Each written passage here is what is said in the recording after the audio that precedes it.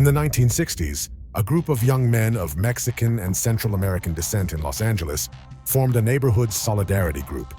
Over time, this group transformed into one of the largest and most dangerous crime organizations in the world.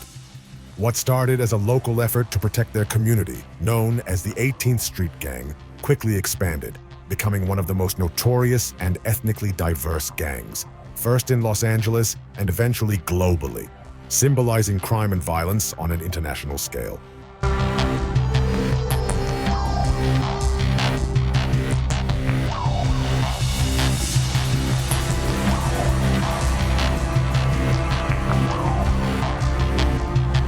In the 1960s, immigrant children in Los Angeles, especially those of Mexican and Central American descent, felt marginalized and excluded by mainstream society. Many sought protection and a sense of belonging by associating with local gangs. At the time, Clanton 14 was a prominent gang in the city. However, some younger members of Clanton 14 were frustrated with the gang's rigid structure and rules. These individuals aspired to create a more inclusive group, particularly one that would welcome young immigrants.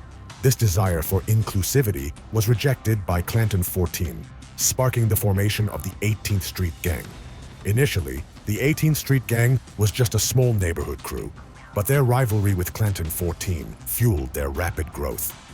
By embracing a broader, more inclusive membership, the 18th Street Gang attracted young people from all over Los Angeles.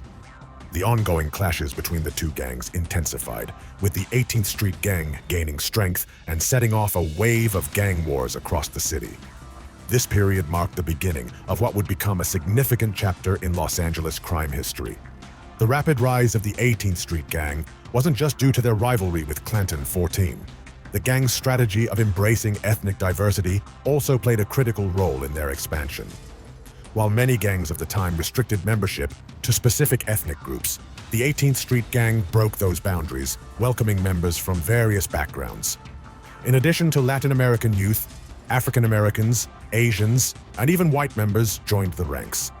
This multicultural approach helped the gang quickly gain influence across different neighborhoods. As a result of this policy of ethnic diversity, the 18th Street Gang became one of the largest and most diverse gangs in Los Angeles. Their openness to members from all ethnic backgrounds allowed them to establish a presence not only in Latin communities, but throughout the entire city.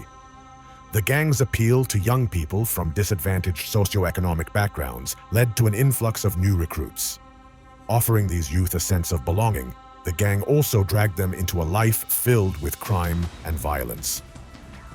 The gang's members became increasingly involved in organized criminal activities, and the 18th Street Gang transitioned from a local street crew into a large-scale criminal organization.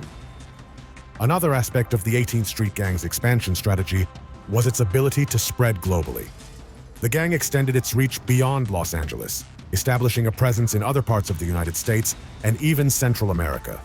In regions with high immigrant populations, the gang spread rapidly, especially in countries like El Salvador, Honduras, and Guatemala. This international expansion transformed the 18th Street Gang from a local problem into a transnational criminal network. The gang continued to apply its diversity strategy in these new regions, recruiting young people from different socioeconomic and cultural backgrounds. This approach helped the 18th Street Gang grow into a global crime syndicate. The rise of the 18th Street Gang in Los Angeles quickly extended beyond the United States. Starting in the 1970s, the gang began to expand into other cities across America. However, the real transformation into a transnational criminal organization occurred throughout the 1980s and 1990s. During this period, members became increasingly involved in drug trafficking, extortion, arms smuggling, and other organized crime activities. The gang's spread from Los Angeles to the world had profound consequences, not only in the US, but also in Central American countries. The gang's influence grew rapidly in countries like El Salvador, Guatemala, Honduras, and Mexico. In these regions, weak legal systems and widespread poverty allowed the gang to take root. Gang leaders set up new branches, gaining power within local criminal networks. This international spread turned the 18th Street Gang into a cross-border crime empire, forming a complex network that stretched from Los Angeles to El Salvador and beyond. The gang's evolution into a transnational criminal organization involved establishing connections across borders, becoming more organized and disciplined. In the 1990s, the US government began deporting gang members back to their home countries. However, rather than weakening the gang, this move helped its international expansion. Deportees established similar operations in countries like El Salvador, recruiting local youth into their ranks. Over time, the gang's presence in Central America strengthened, forming alliances with drug cartels and other criminal groups. This international network enabled the gang to engage in larger-scale criminal activities, such as drug and human trafficking. The 18th Street Gang's expansion transformed it into a global threat to international security. The 18th Street Gang's expansion in Los Angeles eventually attracted the attention of US federal authorities. Both the FBI and Immigration and Customs Enforcement, or IC, launched large-scale operations to curb the gang's influence in Los Angeles. These operations targeted the gang's drug trafficking, arms smuggling, and human trafficking activities, aiming to dismantle its leadership structure. Hundreds of gang members were arrested, and the gang's leaders were sentenced to lengthy prison terms. These efforts significantly weakened the gang's influence in Los Angeles.